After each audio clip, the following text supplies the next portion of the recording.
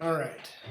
So as we continue on today with thinking about comedy, I hope that you did watch the videos on Tuesday, both the video lectures and then also the supplemental videos there, especially that last video on the little five minute stand-up bit of Nate Bargatze. Um, and I'm curious again, like what did you all find humorous, if anything, in his stand-up bit?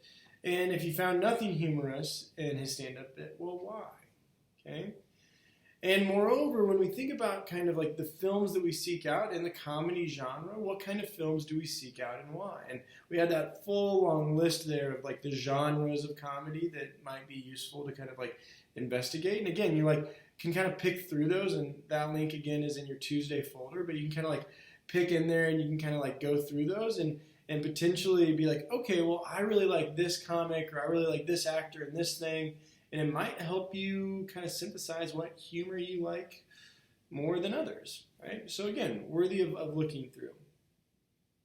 Now today what I want to do is essentially I'm going to work through that article that I have listed in this folder that's called What is Comedy For? Which I think gets to some more of like the philosophical underpinnings of humor and kind of like why humor and comedy has been present both in the theater, in plays, in films, maybe in general, in human expression for millennia.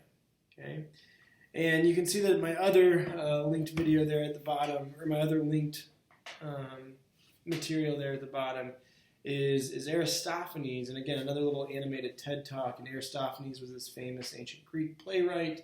He was writing kind of during the time of Socrates, and it might be worthwhile seeing like that kind of historical reference in that quick little video of why is Aristophanes called the father of comedy. Okay? But what I want to do mainly today is look at that really interesting question of like, well, what's the purpose? Okay? Like, what does comedy do for us? What does humor do for us in reference of engaging with the world? Okay? And I'm going to use that article from the School of Life, that's what SOL stands for, School of Life, that's linked there. So please pull it up or print it off or reference it later, but that's what I'm going to primarily use because it does a really nice job of kind of guiding the discussion here. Okay? So it's going to start off this way. Okay? What is comedy for? Although many of us like comedy a lot, it feels odd to ask the basic question about its purpose, right? But that's kind of central. It sounds like a weird question to maybe ask, right? It's just like, well, it's amusement, it's pleasurable, it's fun to laugh, it's fun to have a chuckle, it's fun to look at somebody else's pain. Like that's kind of twisted to say, but isn't that the case, right? In some films where like the hero, goes and endures so much and experiences all of this tumult, right? We like take a little bit of pleasure in that, and usually like there's redemption at the end. I don't know. I'm thinking here about the film in the early 2000s called Meet the Parents. It is just a painful movie to watch at times, but again, maybe mildly cathartic, maybe mildly humorous, maybe worth viewing. But I want to read this opening paragraph here, okay, from the School of Life, article that you have linked there, okay, about comedy, about humor. Intuitively, we feel that comedy is one of those things that help us cope with the difficulties of living. A clue can be found in the fact, which at first sounds a bit surprising, that we don't laugh at things unless they cause us kind of some very serious problems at other points in life. We can see this in the standard category of jokes, whether that be about relationships, family, sex, money, impotence, bowel movements, etc. We laugh most readily around things that in other ways are mostly very distressing. A good joke invariably has a relationship with darkness, anxiety, and pain. Okay? Comedy offers us a way of having a better time around those things which otherwise might be and can feel pretty disastrous. Okay? And perhaps there's 6 ways, the article continues, that comedy offers us a bit of therapeutic health. Okay? Now think of this for a second, right? That little list that they just gave there.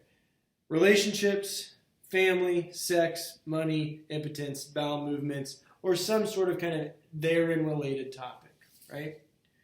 When we think about the world within which we live, when we think about kind of the reality within which we live, and a couple of like the supplemental videos touch on this, including the video that's at the end of this School of Life article. But a lot of us take reality to be a given, right? Like structures are in place the way that they are because that's how they've always been. We've never questioned them. We've never kind of thought otherwise. Or when we do think otherwise, we kind of tell ourselves, nope, nope, nope, let's get kind of back in the box, right? Let's get back in kind of the place that we need to be here.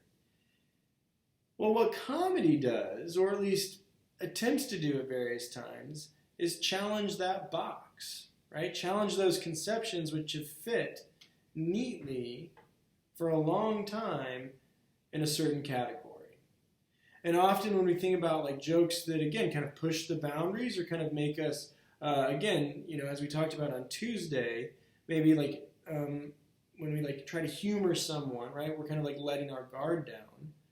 That perhaps when we think about humor and we kind of like let our guard down a little bit, or when humor or comedy forces us to challenge our norms, challenge our conventions, right? Maybe one response is, again, humorous or comedic, okay?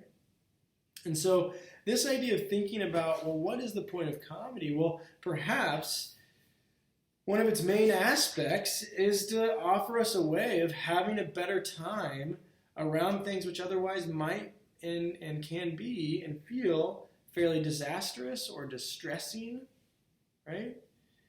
And I mean, I think the easiest way of going, like, think about this is, and I'm sure that all of you in some capacity or another, even in kind of your short working lives, have had probably a job that's been unfavorable. You've had a boss that's been unfavorable or just a bit weird or hard to work with, right? And how do you often deal with that? Right? Sure, you're going to maybe deal with that in ways that you're saying, oh my gosh, I can't believe my boss is making me do this, or I can't believe, you know, that she's making me, perform this action, whatever it might be, right? And you maybe like are kind of like, you know, you disdain some of the requirements of what they're asking of you. But then I would go out on a limb, and I don't think it's that far of a limb to say you probably also deal with it through comedy, through either making fun of your boss or making fun of the job in itself or making fun of yourself in the job, right?